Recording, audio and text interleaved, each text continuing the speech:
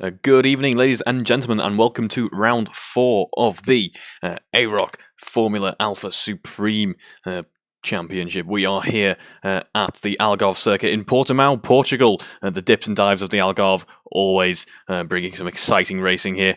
And we are currently just over 10 minutes to go in qualifying, and it is apparently Mr. Will Inglis on pole position, or Mr. Will Harper, but I can tell you that is in fact Colin Knief who sits on pole at the moment. He's just gone purple sector 1, so we will join him in just a moment's time. We're on board with him now, currently P8 apparently, but actually sitting at pole position, as I just mentioned, pretty clear of everyone else, a 125.8 compared to everyone else is currently in the 127. So he's absolutely flying out there at the moment. 15 seconds, sector 1. Let's stay on board with him now as he goes through the middle part of the circuit, and he's actually coming up to the right hand and a little bit of an elevation change under braking there, can catch you out, just clips that apex and back down once again for the final part of the circuit now.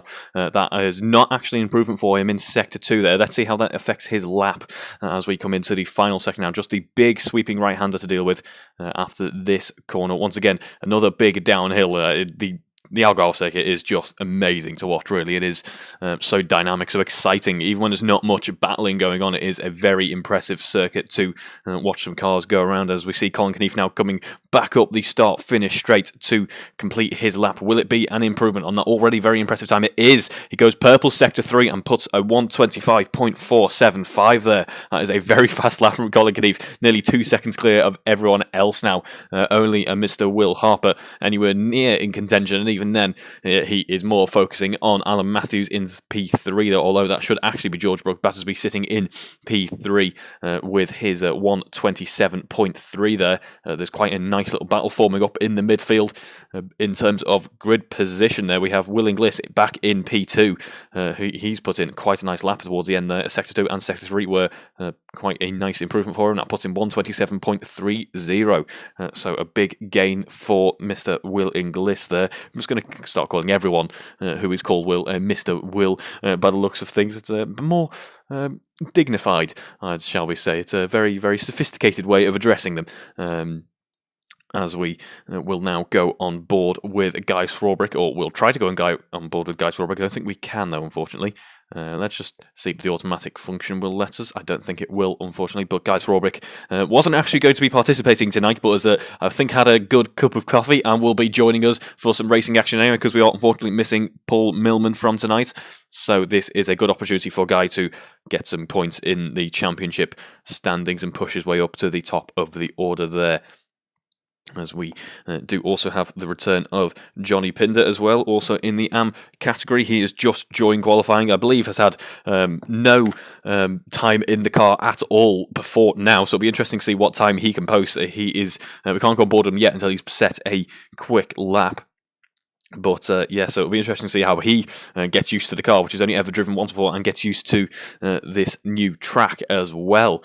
I do remember last year's Portimao race certainly didn't disappoint with three-way battles for the podium there, and in the end it came down to, I believe it was a Colin Knief win at the end. I'm unfortunately missing that from my note who actually won the race. Would be quite important or quite useful to know, but yes, it was a very impressive race there, really testing the old Tarsus FAO1, but these cars with just that little bit more power should be revelling in the action here in Portugal just a little bit more, as we see Guy Swarbrick going P6. Quite a nice lap from Guy there, 128.4. That puts him pretty clear of everyone else in the AM class for the moment. John Baker, his nearest competitor, at 130.7, so he's looking quite good, quite comfortable up at the top of the AM running there. Let's see how he can improve as the qualifying session goes on, as we go back on board with Colin Knief, actually, because he's looking to try and improve as the qualifying session goes on, even though really probably doesn't need to. And unfortunately for him, he hasn't on this occasion, but Will Inglis behind him actually is someone we're going to go on board with, because he's looking to improve his lap as he comes towards the final sector of the circuit now. The right-hander coming up there. He's actually, Colin Knief has just actually gone purple sector 3. We turned away from him thinking it wasn't going to be the lap, but sector 3 just getting that little bit faster on those soft tyres there. 37.1 for Colin in sector 3, puts him 125.43, so even faster once again as we go on board with Will Inglis as he comes up the start-finish line to complete this lap. What will it be for him? Can he get ever closer to Colin Knief there? I don't think he can he? Yes, he can by about 0.2 of a second, a 1:27.1 for Will Inglis there. Still not quite enough to be on the heels of Colin Knief tonight, but a very good lap nonetheless. He's actually put himself with a couple of tenths margin between him and Will Harper, so he can be quite happy with that, and that puts him in good standing with the now just final 5 minutes to go in this qualifying session. As we see, Alex Smith has joined us. Do we have Alex? We can't quite join Alex Smith on board yet, but he's looking, he could be quite competitive actually. I want a 16-second Sector 1 there, and this looks like it could be his first fast lap as well. As we see, Guy Srobick also on for a bit of improvement, so I might go on board with him. There, a 16-second Sector 1 once again.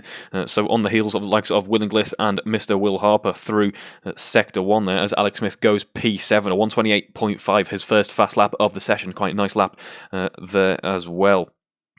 In fact, that puts him quite comfortably in the right on the heels of Guy Swarbrick in P6 there. So let's see what Guy can do now as we come towards the end of Sector 2 on the big downhill, hitting speeds of about 300 kilometers an hour, or kind of about 170, 180 in old money, if my maths is correct. And he's all gone wrong for Guy Swarbrick there. He's gone wide and I think clipped gravel just a little bit there, and now finds himself riding over the dirt. And what a shame, because this was looking to be quite a nice lap for him there, but it looks like he's going to be abandoning this lap. He's still got a few more laps left in 5 minutes, just over 5 minutes remaining. He can still get a couple more laps in. The soft tyre should be good for another fast lap attempt after your first, so he can still get a little bit of a stint to round out the session, hopefully for him there, as we go on board with George Brook Battersby, actually currently P4 according to the time system, P5 according to the camera there. A 1:27.4 is what he's hoping to improve on, and a 15.6 second Sector 1 pretty much puts him neck and neck with Colin Knief there, but did he go a little bit wide there? We were on quite a dodgy camera angle. I couldn't work out if that was just a bit of a bump, a bit of a dip in the circuit there, or the car got away from him. He's riding over the curbs there, bouncing it off the big yellow sausage curbs there. He doesn't want to do that too much, otherwise it'll cause a little bit of damage to the car, although he is towards the end of the lap, so it won't matter too much. All he's going to be trying to do is eke out every extra hundredth of a second as he comes around the final corner in just a moment's time now. Foot hard to the floor for that big run uphill towards the start-finish line there. It's looking like it could be a good one here. 33.1 seconds Sector 2. What will this lap finish as? It won't be quite enough to compete with Colin Knief. In fact, I don't think he's improved at all. At the end, he looks like he's lost it through Sector 3. It's a couple of seconds slower than Colin Knief in Sector 3 on that occasion there. What a shame for George Brook Battersby. He's now only realistically got one more fast lap attempt in. So he's going to have to work hard if he wants to try and push ever closer to Colin Knief there, who has just finished what looks to be a little bit of a warm-up there. He's done a couple of warm-up laps, as we see Guy Swarbrick binning the car, I imagine, in just a little bit of frustration there, getting ready to end this little stint in qualifying there. I'm sure he'll be frustrated that I didn't go quite the way that he wanted it to on the last lap. As we see someone going wide there. Who was that there? Was that? I don't think that was Will Inglis going wide. I think that was someone else in camera shot, but we're on board now with Will Inglis, who's just ridden over the curbs and the back end tried to get away from him there.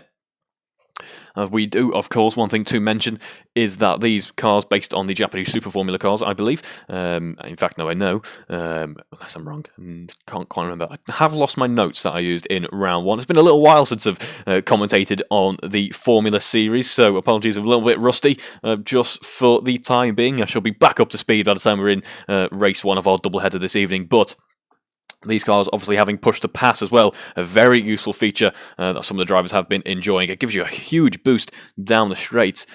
So now that we have them all sussed out, now we've got a little bit of experience under the driver's belts with the push to pass system. It'll be interesting to see here in Portimao. Very interesting circuit for this type of application there, really, where you have quite a lot of high-speed straights and a lot of high-speed corners as well. Where do you deploy the push-to-pass? Where is a good idea to deploy it without upsetting the car too much? Because it is a huge boost in power, although these cars obviously having quite a lot of downforce, a little bit harder to upset than the Tartars that we used to run last year.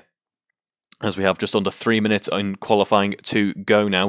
It is still Colin Keneath on pole, who has been on pole for a little while now. Been on pole since before we got the stream underway. Apologies for the delay in getting the stream underway, by the way. We were having a couple of technical issues in which my microphone decided just didn't want to power up anymore. And right before I was about to go to the backup microphone, it decided to work, which is good to see as we are on board with Colin Keneath now heading down into the tight left hand of the hairpin there. Brake disc glowing red hot. A little bit of a lock up there. It will have cost him ever so slightly, but he should be able to carry on. He doesn't want to do that too much, otherwise he will ruin the tyre before the end of the lap, although he is near enough half distance into this lap now, so he should be alright. He's done 11 laps in this qualifying session so far. It's been a fairly intense qualifying session for some drivers, as we see who else can we go on board with. We'll stay on board with Colin Keneath. I don't think it's going to be another fast one, although I said that last time, and in Sector 3 he pulled it out the bag, so maybe what we're starting to see is Sector 3 you can gain a lot of time, and it might actually be a little bit better to conserve the life of the tyres through Sector 1 and Sector 2, as the back end's looking quite eager to rotate on Colin Keneath's car there. What we're seeing is potentially the tyres, it's best keeping a bit of life in them towards the end of the lap, and then utilising all of the grip that you have saved. That could be what we're seeing here as we now come to towards the end of the lap with Colin Keneath there, and he comes onto the start-finish straight. I do think this lap is a lot quicker than what it's saying down in the bottom right there. Will it be an improvement? We're about to find out. A very quick Sector 1, but not his best Sector 2. I don't think that is an improvement on this lap, although it was jolly close, I must say. A 125.551. I imagine any other driver in this session would be fairly happy with that. Track conditions looking quite nice, actually. Not too hot, so shouldn't be eating the tyres too aggressively, although this is a very high energy circuit, as I've just mentioned. 35 degrees track temperature, 25 degrees outside. So lovely summer's day here in Portimao. Unfortunately, not what we're experiencing in England right now.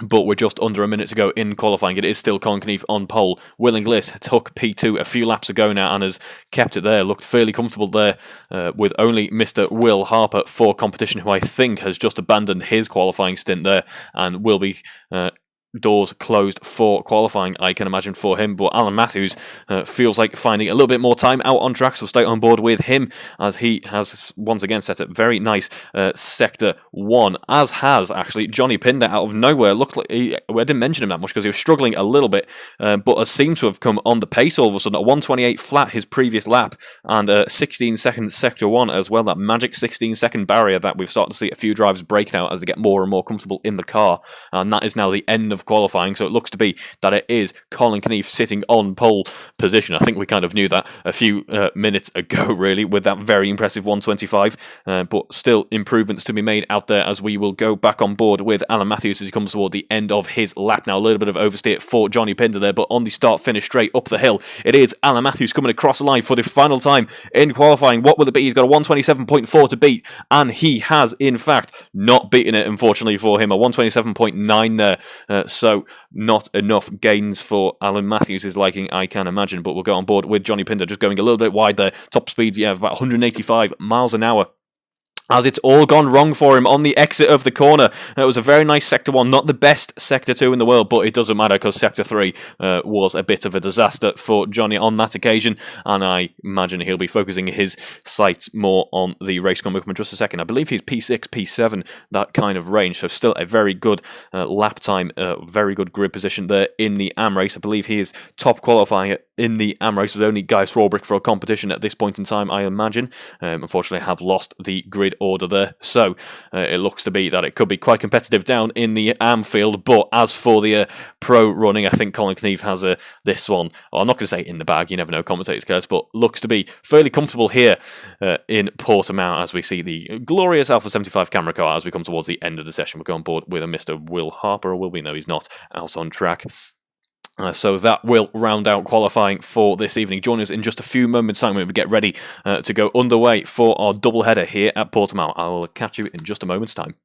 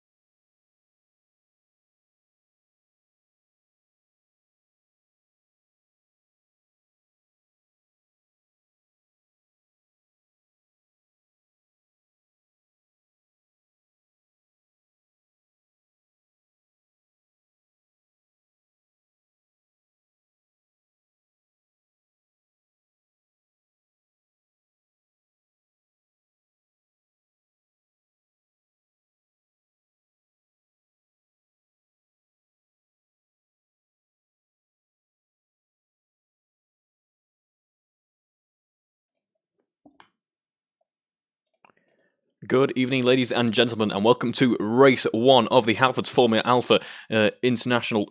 it's not international anymore. Halfords Portimao Alfa Championship for 2022. We're here at Round 4, Portimao, the Algarve circuit. This will be a cracking race, I imagine. We've got just over 20 seconds until lights out now. It is Colin Knief sitting on pole with a dominant performance in qualifying, and sitting on pole in the AM race is Johnny Pinder after all. As we get ready to make way now, we start to hear the revs rise as we all get ready to head down into turn 1. The dips and dives of the Algarve circuit will provide the drivers with quite the challenge tonight. Let's see how they cope with it. 6 red lights on the gantry, and we are away as we see Johnny Pinder getting a bit of a slow launch there, under pressure from both Colin Knief and John Baker behind him there, as we will hope to join the action at turn 1 in just a second. There's been a bit of a collision, I believe, but we can't quite do that yet. There's been quite a big crash lower down by looks of things, involving George, involving quite a few drivers in the AM race there. That might affect their progress just a little bit, as we see Colin Knief getting past Mr. Will Harper, now leading this race once again. I think they had a bit of a battle going on there, as we see it looks like George Battersby trying to rejoin the circuit there, nearly collecting another car as he does so. Obviously very difficult to see out of these large single-seater cars there. Johnny Pinder up into P6. That's a cracking camera angle there. Actually, I really like the camera angles at this circuit. If you just ignore the poor, I imagine, groundskeeping there, causing that small texture glitch, and already we're seeing Colin Knief romp away almost by over a second already. He's looking very confident here in this car on this circuit. As we see, currently, according to the timing system, I'm actually leading this race in my little Alfa 75. That is, I'm going to imagine, hard to believe, but it is Colin who's currently, technically, apparently, P2. But this will do me well in the championship standings if it stays like this. Meanwhile, we have a battle going on for P6. It is between John Baker and George Battersby. John Baker obviously impressing in the AM running at this point in time. It looks like there's been a fairly big accident further down the order, though, and it seems to be between Johnny Pinder and Steve Knight there. Johnny Pinder losing out on his front wing, Steve Knight losing out on his rear wing there, and I imagine that will affect their progress in this race. Obviously, Johnny Pinder was up into P6 at one point, now down into P11 as George has to pit there. Is that for some type of penalty? Has he realised he's misfueled the car? I'm not quite sure why, but for whatever reason, he is dropping back in the pit lane. What a shame to see his race basically come to a stop like it has so early on. We've still got over pretty much 25 minutes worth of running, and he's already going to be near enough a lap down, I imagine, by the time he gets back out the pits. But we will go on board with Colin Knief, who I think may have had a bit of an error there. What's going on with Colin Knief's car? He slowed right down. He did put in a very impressive Sector 1 though, with a full load of fuels already in the 16-second range, that all-important 16-second range I was talking about in qualifying. He's already in that range, so he's clearly got the pace underneath him, but he's dropped way back, only a few tenths clear of Mr. Will Harper and Will Inglis as well. I have to say, Mr. Will Harper, this car seems to suit him very well indeed. He's really progressed through the order nicely at the start of this year's single-seater running, constantly battling for the lead of the race, it seems now. Doing a very nice job in this car is Mr. Will Harper, and it looks to be another accident for Johnny Pinder up into P9. He's had a collision with Paul Brady this time. It's been a bit of a race to forget for some of the AM runners, I can imagine. Still running P9, so not out of the count yet, but with quite a bit of air damage, he will be struggling with that car, I imagine, by the time we get towards the end of the race as the tyres start to drop off. And Mr. Will Harper has actually just taken the fastest lap away from Colin Knief. We are, of course, only on the second lap there, but with that little bit of a slow Sector 2 that we saw at the start of the last lap for Colin Knief, that has allowed Mr. Will Harper to take the fastest lap of the race, so maybe he can start to put the pressure on Colin Knief if he really wants to. He's going to have his work cut out for him, I imagine, though. In the 127.5 range now is Will Harper, so the lap time's already looking quite pacey, even with a full load of fuel on board, as I mentioned. Who else can we go on board with? Alex Smith is looking to be fairly pacey, I would say, now in the 128 zone by the looks of things, as we see Paul Brady and Johnny Pinder battling it out once again, so we might stay on board with this battle for a little while. That is actually Andrew Brammer, apologies Paul, that is Andrew Brammer and Johnny Pinder battling out. Let's see how this battle can develop. Will Johnny Pinder be able to catch up Johnny Pinder? That's not a reflection on any type of crashing that may or may not happen. Apologies, Johnny. Johnny Pinder there trying to catch up to Andrew Brammer. Meanwhile, out in front, we've got quite a battle forming for P4 by the looks of things. Although it has spread out ever so slightly, I think Rob Whitney has just kind of walked away from the rest of them through that lap there, but rides over the sausage curb, and it has Guy Swarbrick for company all of a sudden. He's going to have to have a bit of a defensive drive on here in a second, as we've all of a sudden got quite a little pack starting to build here. As we see, it is the push to pass being used on Alan Matthews' car, and he uses it to full effect there, getting past Guy Swarbrick with ease. Now behind Rob Whitney down the start-finish straight. It is Rob Whitney still leading this train for the time being, but Guy Swarbrick wants to fight back, using the push to pass himself now. Sets himself up to take the inside line there, will he? No, he'll opt to just follow Alan Matthews around there, playing the safe car, playing the long game there. But Alan Matthews, under braking, dives to get past Rob Whitney. Rob Whitney locking up there, the car not slowing down as effectively as it should there. That has allowed Alan Matthews to swoop past up into P4 already now. And I imagine that'll be a bit of a confidence knock for Rob Whitney, as he's now under pressure from John Baker. John Baker, who's got past Guy Swarbrick. There's contact between Guy Swarbrick and Rob Whitney. Luckily, didn't affect them too badly, although we see Rob Whitney starting to drop back a little bit. I think now, is he P5? Is he P6? This isn't actually, as much as it is a cool camera angle, it's not the best to see where the cars are coming out of the corner, as there's contact between Guy Swarbrick and Andrew Rammer. Big contact. Andrew Rammer's been spun around there, now down into P9. That promotes some other drivers further up the order, but that is a big disappointing accident, rather. I'm fumbling my words tonight.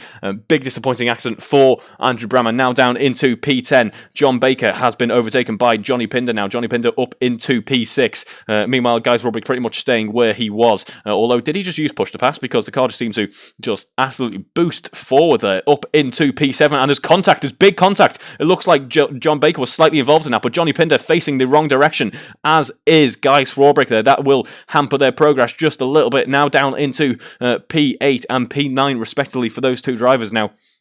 About 30 seconds off the off the lead, really. The lead, which has been held by Colin Knief for quite a long time now already. Already 7 minutes into this race, and apart from at the start, it's pretty much been unchallenged. Now about 3 seconds clear of Mr. Will Harper as we head through Sector 2 with Colin Knief. He's looking quite comfortable out there. The top three, in fact, pretty much breaking away from the rest of the pack. Interestingly, if we look at Will Inglis's car, we are seeing perhaps a little bit of a setup difference there. Will Inglis opting for a low aero setup, which could come into quite an interesting game of tactics and strategy later on in the race.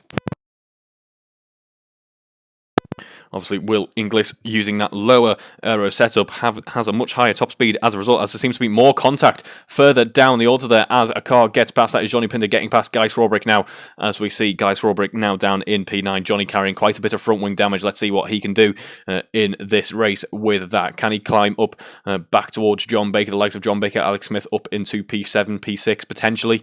He will have his work cut out for him, only having done 10 laps around the Algarve International Circuit before. In fact, no, not before tonight, including tonight. He'd only done about 3 laps beforehand. I was speaking to him a little bit earlier, so it has been quite an interesting weekend, quite an interesting race weekend for Johnny so far. Then I imagine he'll be focusing his sights somewhat on the reverse grid race, race 2, coming up in just about 25 minutes time there. That will be an interesting one to watch, as it always is when the grid gets shuffled just a little bit. But as I was saying, Mr. Will Inglis absolutely dominating the speed trap at the moment. 305 kilometers an hour, touching 190 miles an hour pretty much.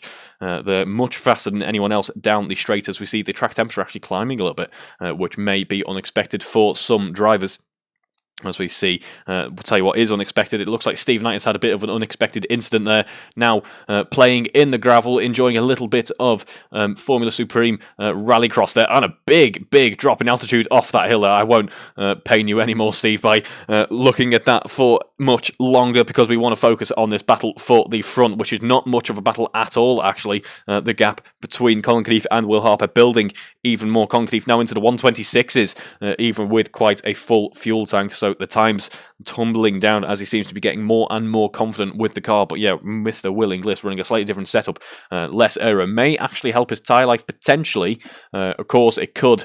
Less grip could mean you're starting to burn up your rubber a little bit more if you're getting more lockups, more wheel spin, etc. But less force through the car. This is really terrible napkin engineering, if you will, but potentially might save the tyres towards the end of the race, as we see Will Inglis deploying the push to pass as we head onto the start-finish straight now. Now about 8 seconds off the lead of the race, but more importantly for him, I can imagine about 11 seconds clear of Alan Matthews down in P4. He is absolutely flying, is Will Inglis. The top 3 all are absolutely flying. In fact, if we look at previous lap times, we have quite an impressive bit of pace actually throughout the field, really. We have Alan Matthews in the 128 as well, as is the case for Alex Smith, as is the case for George Brooke Battersby in P12, obviously pitting earlier on in the 127s. So that is a great shame to see this race not pan out the way that he would have wanted at all, I imagine.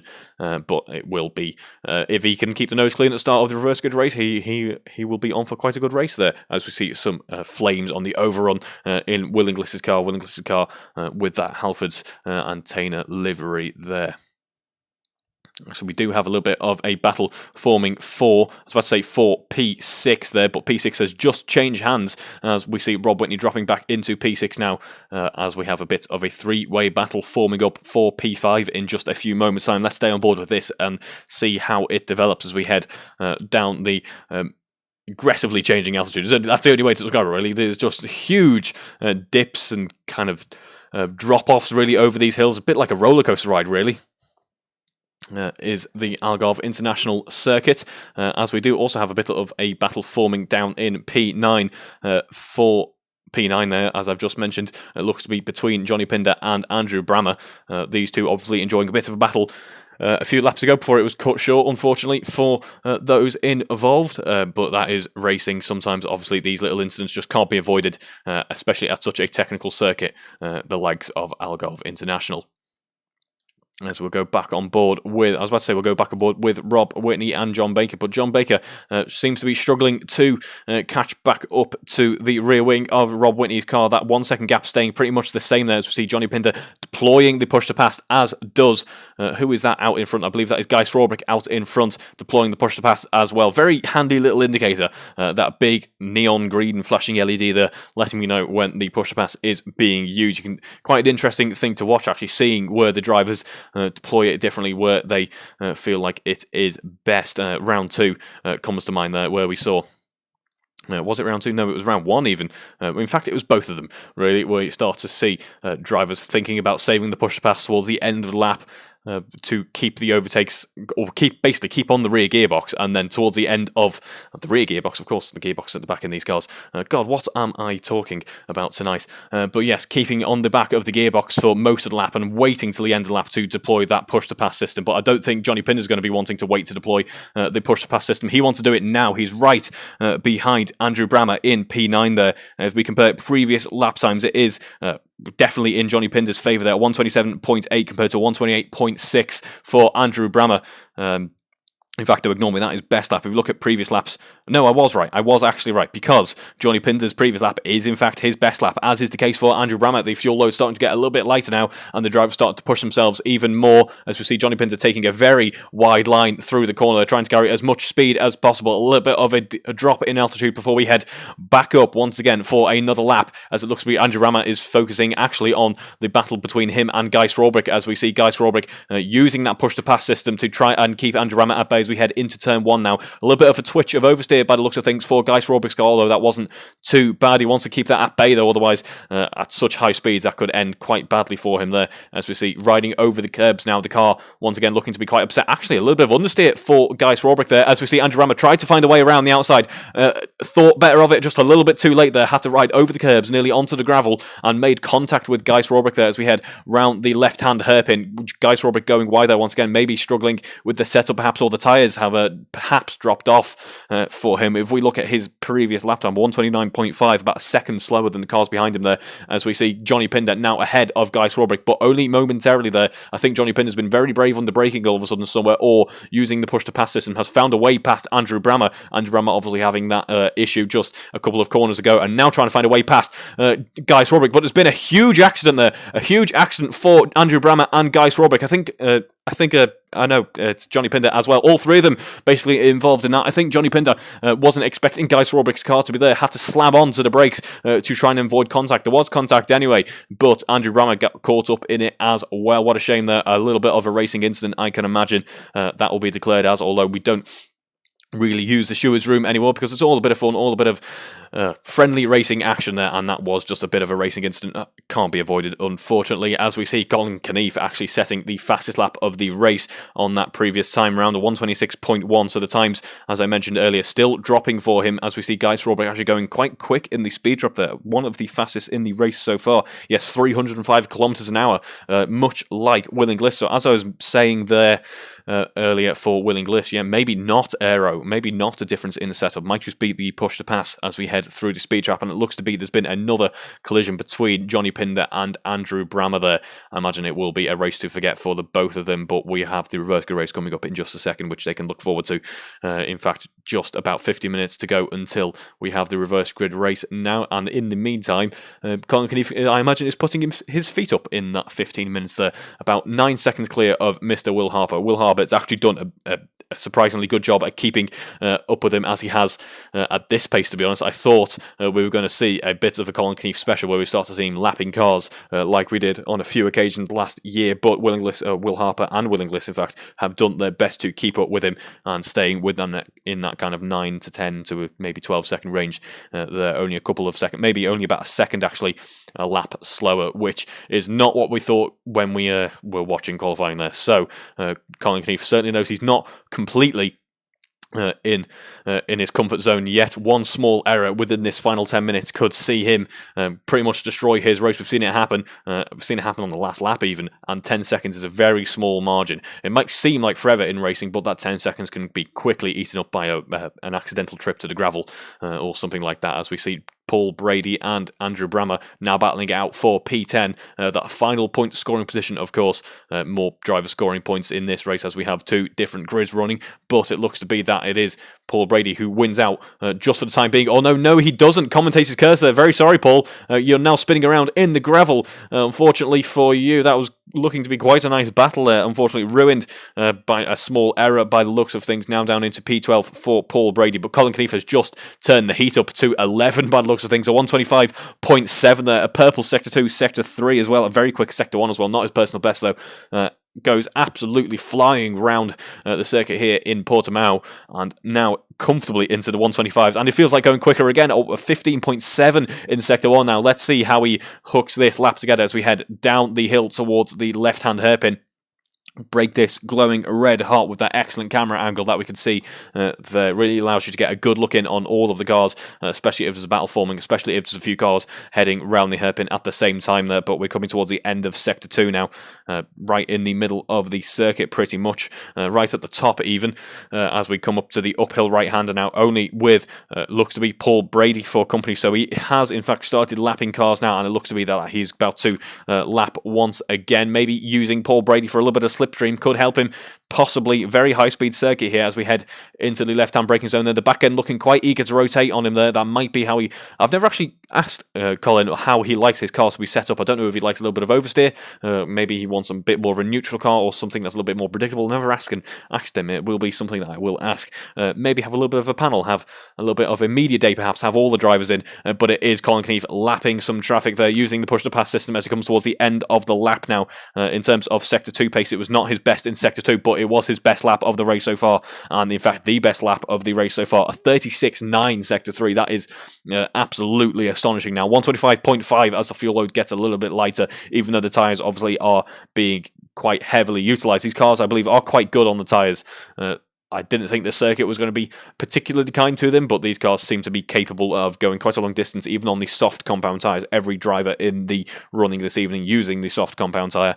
No, I believe we had a couple of people at Kyle Army maybe exploring the mediums, but just no points in a 25-minute race in these cars. They do an excellent job of maintaining the tyres. Very competent race chassis on display here.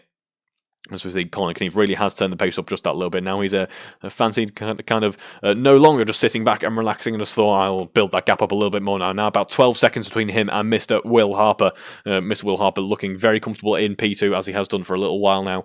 In fact, as everyone has. Everyone seems to have pretty much found where they're comfortable on circuit and has found their own little bit of clean air to occupy, a little bit of clean air to sit comfortably in without too much hassle, although that may be changing as we enter the final stages of the race. It may be changing between Rob Whitney and Guy Swarbrick. By the looks of things, there's only a couple of tenths between them as Guy Swarbrick tries to find a way round the outside there, as George Brook-Batterby, unfortunately for him, has to pit again. Not quite sure why that is. Maybe a technical issue even on his setup end, potentially. We've seen all manner of reasons for pits like that in these races, as we see Guy using the push-to-pass system, and Rob Whitney getting it all wrong on the exit there, gets a huge amount of oversteer, corrects it, but then the car snaps the other way, and he collects Guy Swarbrick for his troubles as well. What a shame there. Those types of small incidents, as I mentioned, just can't be avoided, unfortunately. Very unfortunate for both of those drivers that this lap has gone the way that it has, but they haven't lost out too much. They are still doing fairly well. In the AM running is Guy Swarbrick, and it will be, I imagine, an opportunity for Rob Whitney to just bring the car home and focus his efforts on the reverse grid race coming up in just a moment's time now. That does promote Johnny Pinder back up into P7 as Colin Keneally fancies going even faster once again. It wasn't the best lap on the previous, by not the best, I still mean a 125.9 there.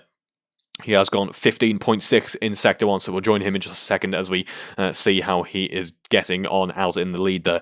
But yes, Johnny Pinder now up into P7, is in second place in the AM running at the moment. John Baker sitting in the lead in the AM running at the moment. After those incidents, after those battles earlier on, he wasn't involved in too many of the incidents that we saw in the AM running. Has now been able to break away just that little bit and have a bit more of a comfortable race towards the second half of it. So well done to John for a very consistent drive this part in the race. And he will be doing quite nicely in the championship standings as a result of this, I can imagine, as we'll go on board with Colin Keneally now as it comes toward the end of his lap. He didn't go purple Sector 2, but it was still a very good Sector 2. Doesn't go purple Sector 3 either, but Sector 1 was so good. It has actually brought his fastest lap and the fastest lap of the race further down still, a 125.4 that time round. Might we? I don't think we will, but if he had a fresh set of boots and very low fuel load, we might even see him break into the 124s at some point. That will be very interesting to see, but we are currently watching him navigate some lapped traffic. I think he has now got past Rob Whitney by the looks of things. In fact, he has... before we made it to the hairpin, he has made it past Rob Whitney, now got a bit of clean air in front of him.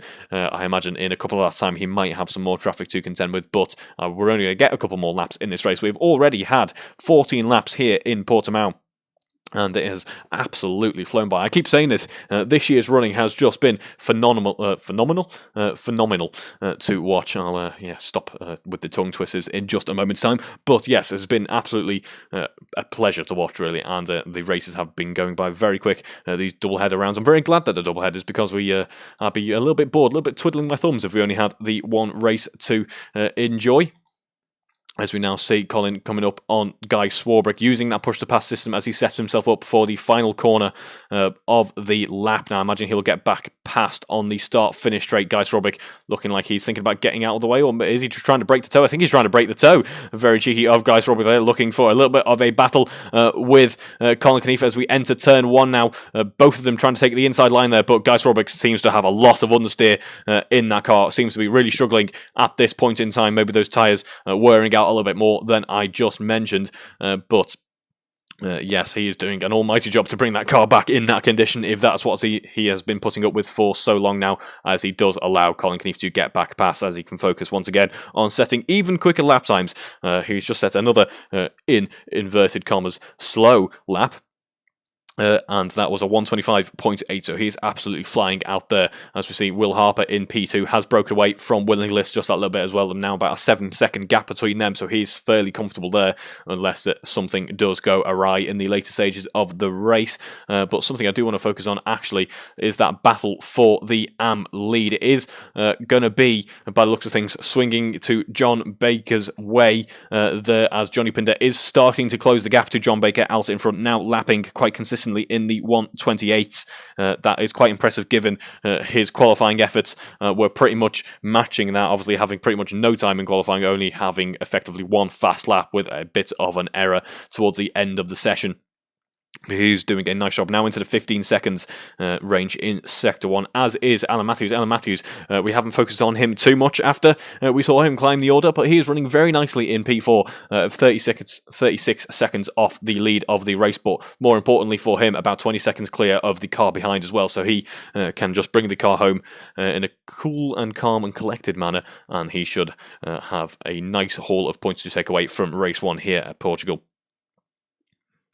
And then aside from that, that is pretty much, by the looks of things, most of the battling for this race done. If we go on board with Guy Swarbrick, actually, let's go on board with Guy Swarbrick. I think he's a little bit clear of Rob Whitney. Yes, by the looks of things, he is, although now within view, so maybe Rob Whitney can try and push back towards Guy Swarbrick in the closing stages of this race now. We're now in the final few laps, and we have Paul Brady currently running P10 as well, hoping potentially to get a little bit closer to, who is that actually? I can't quite work out who that is, unfortunately. But Alan Matthews has just set a very nice lap there, 126.7, his best lap of the race so far. That's actually second quickest on track at the moment, quicker, or slower rather, only two slower than Colin Knief even.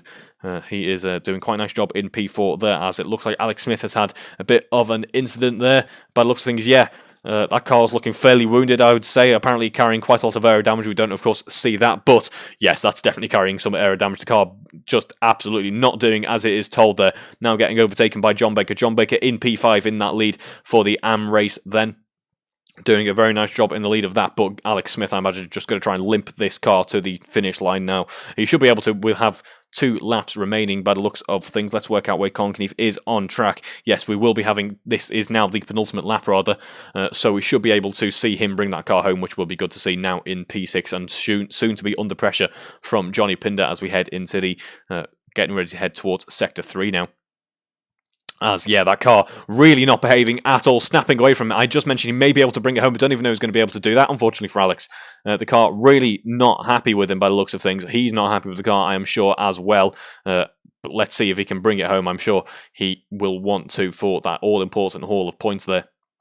John Baker now in the lead of the AM race, fairly clear of everyone else. Johnny Pinder now only 4 seconds behind though. He's going to have his work cut out if he wants to bring down that 4-second gap in the remaining, in the 2 remaining laps that we have, although pretty much only 1 remaining lap that we now have as Colin Knief is coming into Sector 3 on the penultimate lap. But it may be possible, you never know. That gap now closing down once again, 3.5 seconds.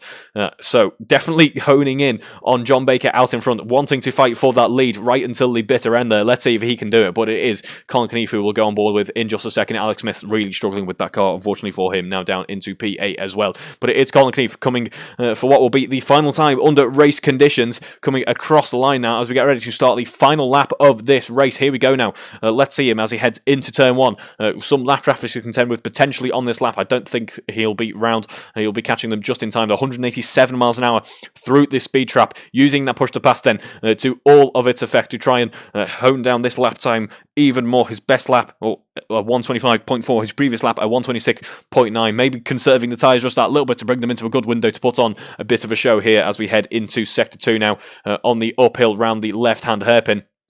Interesting camera angle there. We do get to see a bit of what the drivers see, obviously using that halo. I believe you have the option to turn the halos off in Assetto Corsa's settings before you head off, if you want a little bit more vision there, as we see Alex Smith dropping down through the order. What a shame to see his race come undone at such a late stage now, but we are now going to focus on Colin Knief as he comes into the final sector of the circuit now, as it looks like someone's gone off there. Who's gone off? It is, by the looks of things, Johnny Pinder has gone off, dropped it right at the very last second there. What a shame for him. That has rather put an end to his charge for the lead of the AM race, but still coming home with a fair number of points, so we should be fairly happy with that. As for the final time now, we watch Colin Knief head round the right-hander, head round that long sweeping right-hander as he welds his foot to the floor for the final time. That big diffuser flashing there as he drains all of the energy out of this car, using that push-to-pass system to come across the start-finish line in just a moment's time. And a very dominant performance comes to an end for Colin Knief here, takes the win in race 1, dominated qualifying, dominated the race as well. What more could you ask of Colin Knief? That very impressive victory for him, as we see Will Harper now coming towards the end of the lap, has a lapped car in front of him, but I imagine won't be catching him in the amount of time that we have left, as we see very well-deserved P2 for Will Harper there. Didn't put a foot wrong the entire race and comes home with P2.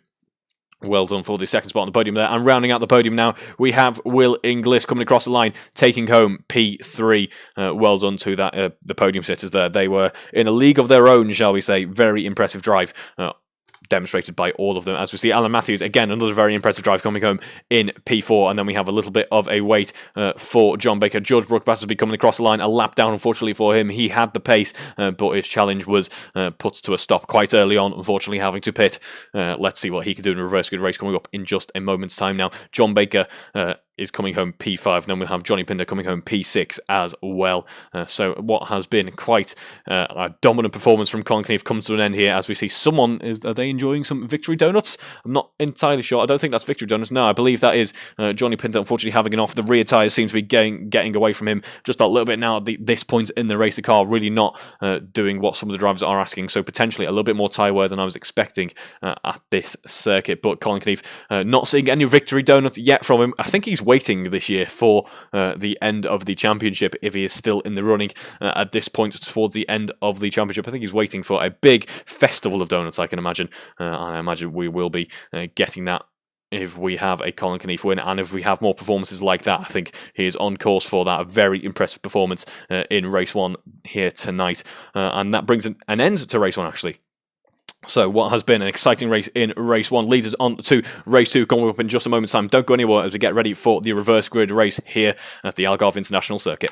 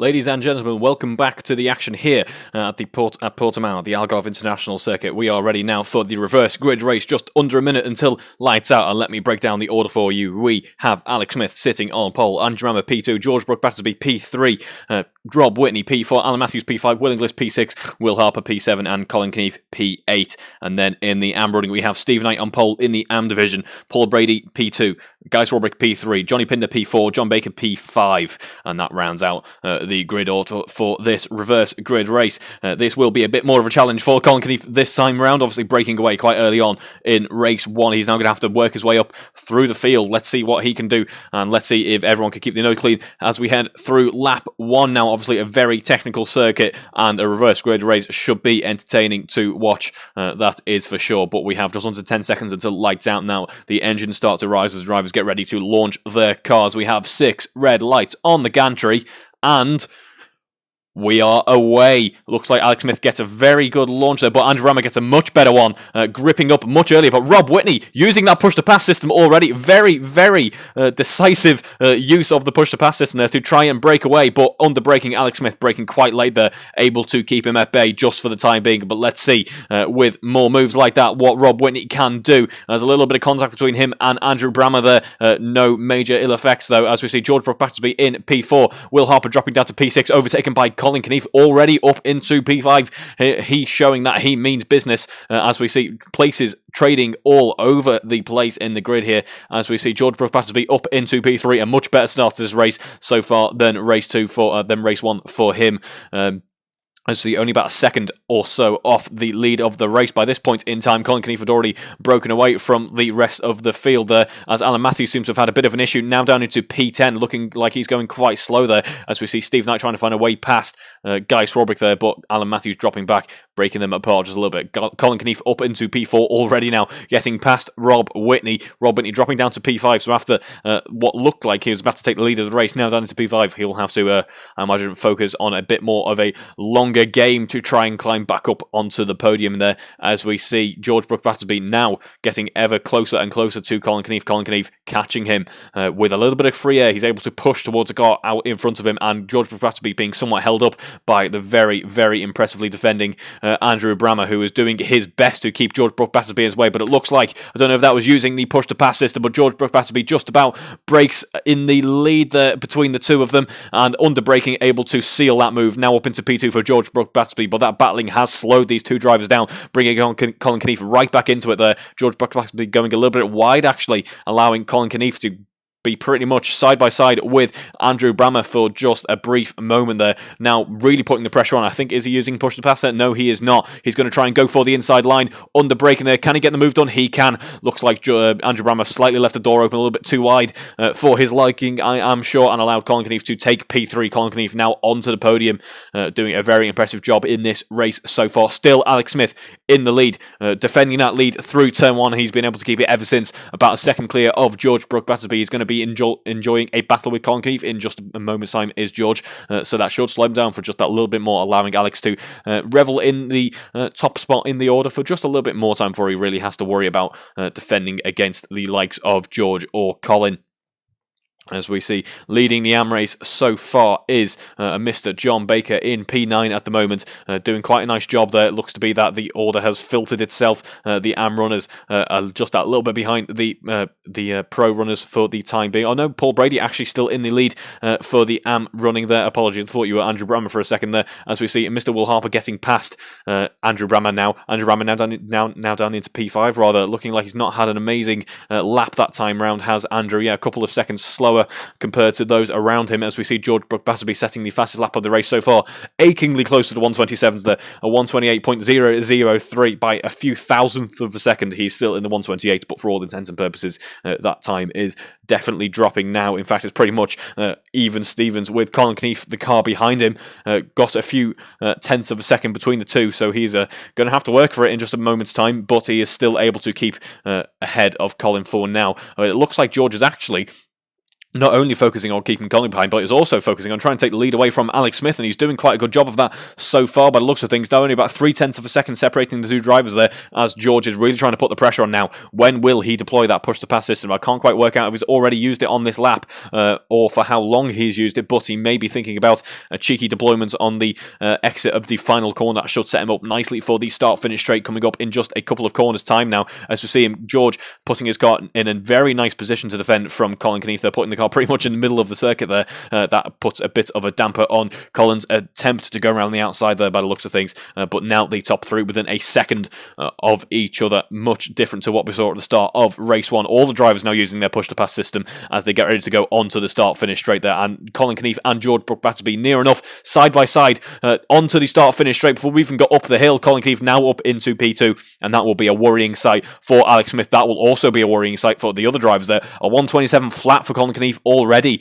much better than some of the qualifying attempts that we saw earlier in the race, and earlier in the evening, and we are now on a full load of fuel. So he is absolutely flying out there, is Colin Keneath. Only about 0.2 of a second behind Alex Smith already as we head down towards the hairpin, that left-hand hairpin, that has been quite a favourite overtaking spot so far this evening. Now about 0.6 of a second, so maybe a little bit earlier on the brakes, but Alex Smith trying to be very brave. It looks like he went too late on the brakes, went very wide there, and has lost out a lot of time there. Colin Keneath swoops past, sides his way up through the field from P8 up into P1 already, only a couple of laps into the race. Done a very impressive job there. Now we have to see if Alex Smith and George Battersby can fight back, although I imagine they'd want to work together if they're going to do that, and I don't think they are going to work together. I think Alex and George are going to get involved in quite an interesting battle coming up in just a moment's time, because if we compare their previous lap times, they are near enough neck and neck, only about a tenth in it between George and Alex, so they know they have got competitive pace with each other. They know that they can enjoy quite a good battle if they so choose, and I think they are going to in just a moment's time. George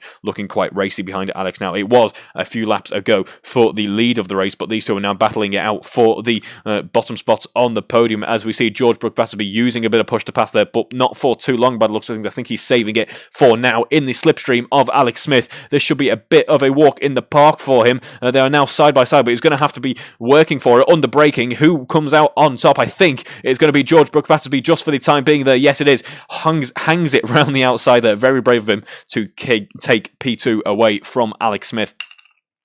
As we see Alex Smith now settling for third position, I imagine, or is he settling for it? There's only still about 0.4 between the two drivers. Looks like George Battersby got a little bit wrong on the exit of the corner, now only about 0.2. Who's going to be brave on the braking there? I think both drivers are playing it safe there, because it could be quite the collision, obviously going from such a high speed to one of the slowest parts of the circuit, rather. And Alex Smith going off there. What's happened to Alex Smith? Is Alex Smith having some wheel troubles by the looks of things? Maybe a technical issue on his side there, but the car just seemed to kind of swerve onto the grass. I don't know if you have any pets, but maybe a cat or something taking a bit of interest in your sim rig potentially, but for whatever reason you're still on the track, which is good to see.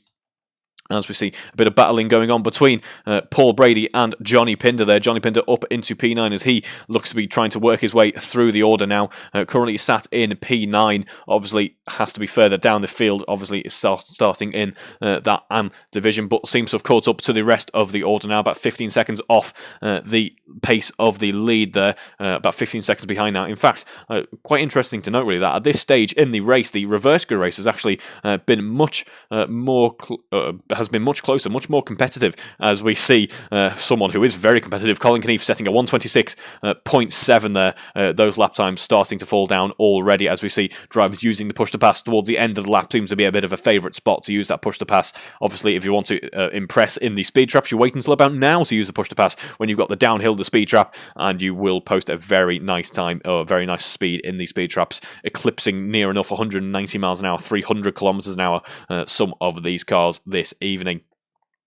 But Colin Keneath already in just about over a lap of being in the lead has already found 4 seconds of air gap between him and P2. So he is absolutely flying out there, feeling very confident, very comfortable in this car on this circuit. And this has been a bit of a dominant performance. He's not had Matt Daly or Andrew Whitehead to keep him at bay this evening, which is a shame. Hopefully we'll see them back in a fortnight's time or next week for the 147's debut next week at Brands, I believe. But Yes, not here tonight to bring some challenge to Colin Knief, because he is absolutely.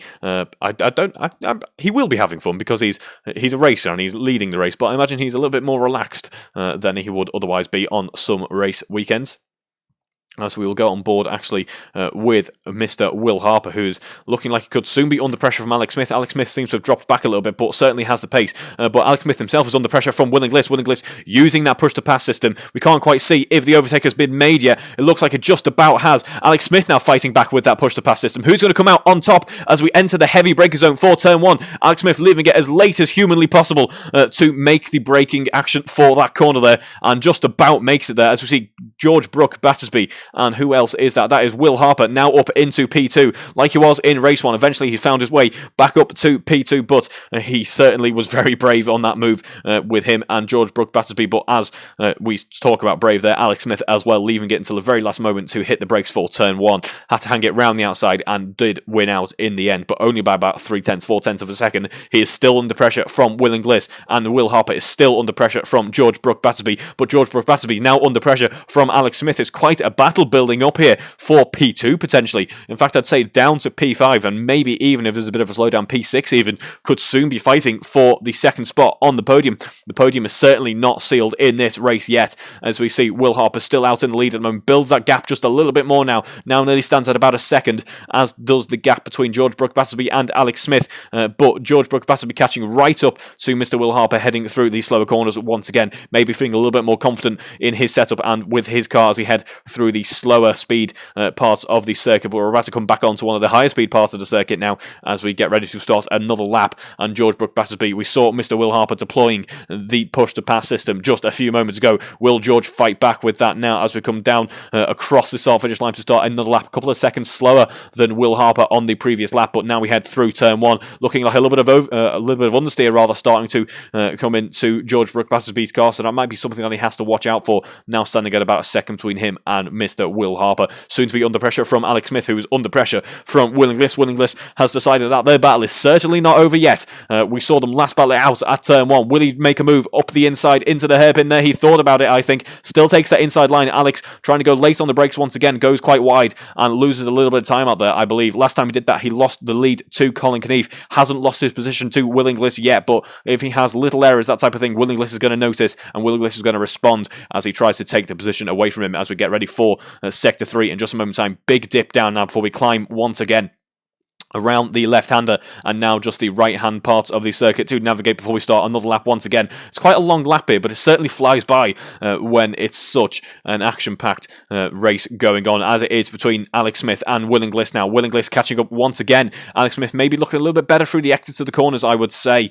Looking like he can build that gap just a little bit, but on the entry, Will Inglis looking just a little bit more stable, a little bit more confident, using that push-to-pass system now. Is now his chance to get that move sealed before the start-finish straight. It is. By the looks of things, he's now moved up into P4, but will Alex Smith respond with the push-to-pass system himself? Let's find out. There's only about 3/10 separating them. I don't think he's using it just yet, but he's benefiting from that slipstream, gaining as we come down the downhill into turn 1 once again. We've seen these two battle it out here, and Alex Smith looks to go around the outside once again. He's still dropping back just a little bit more now standing at about 7/10 the gap between these two, and this battle has slowed them down a little bit, as allowed George Brook Battersby and Will Harper rather to break away, but still potentially within eyes reach there. As we see Will Harper and George Brook Battersby now at about 4/10 of a second gap between the two. The delta definitely closing compared to where it was last lap. If we compare the best lap times, we'll compare them in just a second. But yet it looks like George Brook Battersby able to keep up with the pace of Will Harper for certain. The last lap, George Brook Battersby did win out there by about 4/10 of a second. That was his best lap of the race so far. His best lap actually about 3/10 stronger than Will Harper's. Will Harper maybe has used the tyres a little bit too much to try and work his way up through the field. We're already at half race distance as we see Colin Knief setting another purple Sector 2 there, a 32.9. That's a very impressive Sector 2 from Colin, as he looks to be potentially breaking into the 125s. We're actually going to go on board with him and watch him as he does that. Let's see, can he break into the 125s at half at the halfway point of the race? I'm not so sure. Let's find out as he comes round the corner onto the start-finish straight as he crosses the line. Doesn't improve that time round, unfortunately for him. Only a few hundredths of a second slower, but comfortably in the 126 now. 126.3, his best lap, and that was actually his last lap of 123, 126.3 as well. Will Harper definitely responding to the pressure from behind. A 122, not a 122, that'd be very impressive as a 122, a 127.2 for Will Harper now, breaking away from George Batterby just that little bit. But tell you what, who isn't breaking away? Will Inglis now into P4, certainly isn't breaking away from Alex Smith. Alex Smith looking at a move around the outside potentially there, under braking, had to back out of it at the very last moment, otherwise would have been a fair bit of contact between the two as we head into the hairpin now. Are they going to try anything from that far back? I don't think so, as we see Alex Smith now basically echoing Will Inglis's line through that hairpin. He seems to have favoured the wide line for a brief moment, but seems to be now follow whatever his rival in front of him is doing. A very solid tactic if you want to put pressure on the car in front. Well, that was an exciting few minutes there, but the excitement certainly isn't over yet, because it looks like Rob Whitney and Johnny Pinder are battling it out as they head through the hairpin themselves. Johnny Pinder looking much stronger on the exit of the hairpin there, welds his foot to the floor, looking to move around the outside potentially of the right-hander and get it done, carrying so much speed through there, but Rob Whitney has responded. I can't quite work out what's going on right now because the camera seems to have gone on strike very briefly, but it is Johnny Pinder who is in the lead for the moment of that battle, as Paul Brady also gets past Rob Whitney. I think Rob Whitney might have had a bit of an issue there. Now down into P10 for Rob Whitney, but it is Andrew Brammer in P6. Actually, that is not who I was hoping to focus on. It is Paul Brady, obviously leading the AM race last time round. Doing a very impressive. Is that correct? That's not correct at all, Reeve. Ignore me. Where is John Baker? I believe it is actually Johnny Pinder currently leading the AM race then with that move on Rob Whitney, building that gap between him and Paul Brady just that little bit more. It currently stands at about 5 seconds, so he can be fairly happy with that. We've got just under 10 minutes to go in this race already, as we see a bit of a battle forming up once again between Will Inglis and Alex Smith. Who's that who's gone off? Someone has gone off there. We didn't quite get a glimpse of it. We just saw the dust of the gravel being kicked up. As we see now, there's now about an 0.8 of a second gap, now closing down to 0.4 as we head through that hairpin. That hairpin certainly does promote a bit of a concertina effect. And speaking of concertina effect, it looks like Will Inglis and Alex Smith have caught up to George Batterby just that little bit now. Maybe pushing himself a little bit too hard, pushing the car a little bit too hard when trying to keep up with Will Harper. He is now dropped back from Will Harper, and I now imagine rather he'll be focusing on trying to keep his spot on the podium, focusing more on a defensive drive at this stage in the race, past the halfway point now, and he wants to stay on this podium if at all possible. I'm sure of that. But we see Will Inglis's effort might be hampered somewhat by Alex Smith, because Alex Smith certainly wants his position back, I am sure, starting this race on pole position and leading for the first couple of laps. As we see Colin Keefe now getting ever closer to the 125s once again. George taking a much tighter line through the final corner, actually trying his best to defend there, but I think Will Inglis is using the push-to-pass system, or at least has used the push-to-pass system before we broke onto the start-finish straight, and gets the move done before we enter turn 1. Will Inglis now into P3, now on the podium, takes the podium away from George Batterby. Who is that who had a monumental accident? I think that's Alex Smith, who just went flying through the air, I think. That wasn't just me who saw that, was it? As there's big contact between George Batterby and Will Inglis, is that. But for whatever reason, he's tried to spin it round, has caught Andrew Brammer and Alan Matthews and Alex Smith by the looks of things. There's a fairly big accident there. Not quite sure what went on. We only joined right after it happened, effectively, but it looked like George Batterby tried to spin it round to make some time there, and it definitely didn't work for him, unfortunately getting involved in another incident there, allowing this pack has now dropped back quite substantially from Will Harper. Will Harper now should be feeling fairly confident, fairly comfortable in P2, as he was in race 1. This will be doing wonders for his standings in the championship, I am sure of that. But there's now a bit of pressure between Alex Smith and Andrew Brammer, as they now stand at about 0.6 of a second between the two of them, or maybe about a second based on where we are on the circuit. But that is not at all conducive to a good race for any of those drivers. They're getting caught up in a turn 3 instance, I believe it was, but a fairly substantial one at that. That has slowed them down no end, and hopefully, obviously, the aero damage not being too bad. We saw Alex Smith's car towards the end of the last race was looking like a bit of a handful, and I'm sure he doesn't want to be ending this race with the car feeling pretty much the same as well.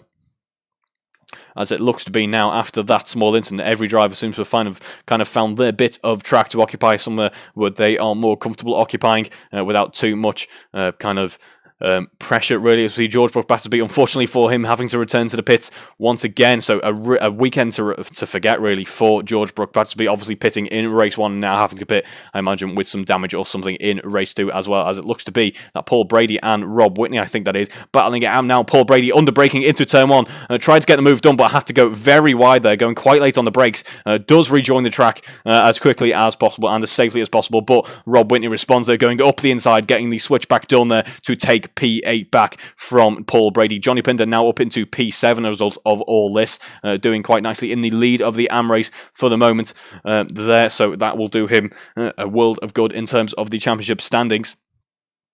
As we've seen now, Colin Knief, who we haven't looked at for quite a while, doing a very nice job in the lead of the race, 13 seconds clear of everyone else. How are we doing in terms of fastest lap? His last lap, a 125.8, now in quite comfortably into the 125s for Colin Knief, as George Brook Battersby just had another incident. I think he might have on the exit of the pit, potentially.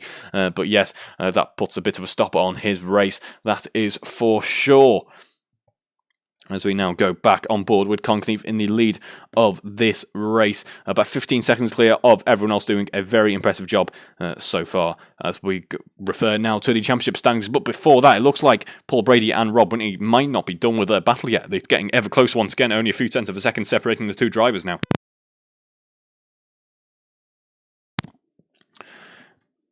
But in terms of the championship standings, then, it is Colin Knief who leads with a fairly impressive margin to Mr. Will Harper, who is in P2 at the moment, about 70 points clear of Will Harper is Colin Knief with 152 points in the lead of the pro running at the moment. Will Inglis in P3 as well, much as they are in this race. Andrew Brammer in P4 at the moment, so this weekend has not been amazing for him in terms of the championship standings. Will allow Alan Matthews to get ever closer. There's only about 5 points between those two drivers, so that is one to watch out for them.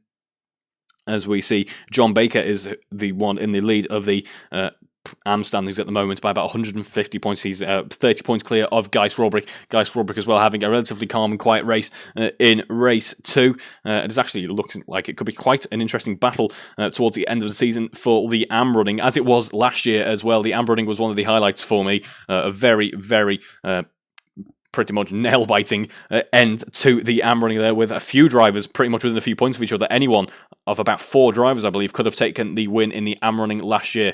As we see now, Colin Knief comfortably in those 125s. He's just set another 125, I believe. No, he hasn't. He is a little bit further up the order, lapping George Brook Battersby now. What a shame for George to see the race go the way that it has. But we see Paul Brady and Rob Whitney now getting ever closer once again. Only about 5/10 of a second separating the two drivers now, as we head round into Sector 3 in just a few moments' time. Yes, Rob Whitney leading this train for the moment as we head onto the start-finish straight. Paul Brady deploying that push-to-pass system. We've got just under 5 minutes to go in this race now. This push-to-pass will drag him ever closer to Rob Whitney. We saw Paul trying to get the move done, under braking into turn 1, had to go wide, allowed Rob Whitney back. He's much further back this time. Guy Swarbrick having to pit as well.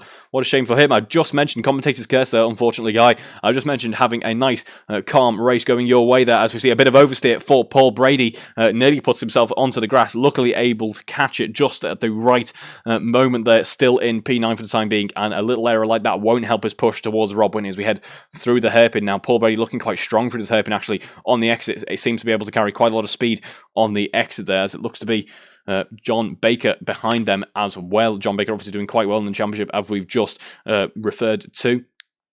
But his lead will be shrinking ever so slightly, with Paul Brady and Johnny Pinder in front of him for the moment. As we see Johnny Pinder actually in a bit of a clean air at the moment. Not too much to complain about from his side, I am sure. Just a nice, quiet, comfortable race, as we see Guy Swarbrick unfortunately having to disconnect from this race. So not sure what's going on there, but what a shame to see his weekend come to an end like that. As we see Colin Knief now nearly 20 seconds clear of Will Harper behind him, and doing a very nice job in the lead of this race. Is going to be, by the looks of things, another impressive victory for him, unless something goes wrong in the remaining few laps that we have here at the Algarve International Circuit. Well, that has been a very exciting weekend, shall we say. We're now coming towards the end of it, and as expected, this circuit and this car certainly didn't disappoint. I really do enjoy watching this car navigate around some of the most infamous circuits in the world. Certainly a sight to behold. The extra downforce over the Tarsus certainly is much appreciated, not only by myself, but by the drivers as well, as we see Colin Keefe deploying that push to pass to build up the speed as much as possible before the final corner for this lap. We'll go on board with him once again to compare lap times, as it looks to be that this could now be his charge towards his best lap times once again. 128.5 there. Goes purple in Sector 3, not into the 36 second range in Sector 3 yet, but I don't think he's too far away from that at all. A 37.09 through Sector 3 that time round. Got a little bit of traffic to contend with, but let's see how he navigates that. Steve Knight taking the inside line there, forcing Colin to go round the outside, forcing him to work for it. A little bit of a challenge for Colin as we head down towards the hairpin now. Takes the left-hander with ease, as it looks to be. This could be quite a slow lap, as I say once again, in quotes. They're quite a slow lap for Colin, a 16.3 through Sector 1 this time around, so maybe bringing the tyres back into a nice window once again as we get ready for a final push, as this will, this is now the third to last lap, getting ready for the penultimate lap in just a few moments' time. But it looks like Alan Matthews is actually gaining on Will Inglis in P3 a little bit. That gap now standing at about 2 seconds, so that might be one to watch out for as we come towards the end of the race. George Brook-Battersby looking like having more difficulties as well, and he does retire from the session. What a shame to see his weekend finish this way as well. Not a weekend to remember for him, that is for sure. As we see that 2-second gap between Will Inglis and Alan Matthews staying pretty much the same at this point in time. Colin Keefe deploying that push to pass once again as we come towards the end of the lap. Must be the most ideal point on the circuit to build up that speed as much as possible, so you haven't got much accelerating to do by the time you're on the start-finish straight and ready to head into the downhill of Turn 1 now.